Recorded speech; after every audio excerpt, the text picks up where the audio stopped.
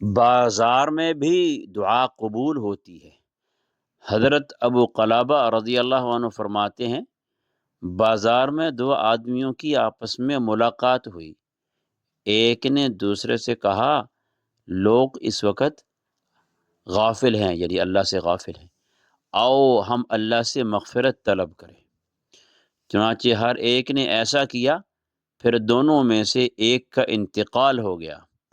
دوسرے دن اسے خواب میں دیکھا تو اس نے کہا، تمہیں معلوم ہے کہ جب شام کو بازار میں ہماری ملاقات ہوئی تھی تو اللہ تعالیٰ نے اس وقت ہماری مغفرت کر دی تھی۔ حیات الصحابہ فرمایا، جہاں لوگ غافل ہوں، ایک روایت میں، وہاں پر اللہ کا ذکر کرنے والا ایسا ہے جیسے تنہا میدان جہاد میں لڑنے والا۔ سب لوگوں کو غفلت میں دیکھ کر اللہ کو یاد کرنا چاہیے۔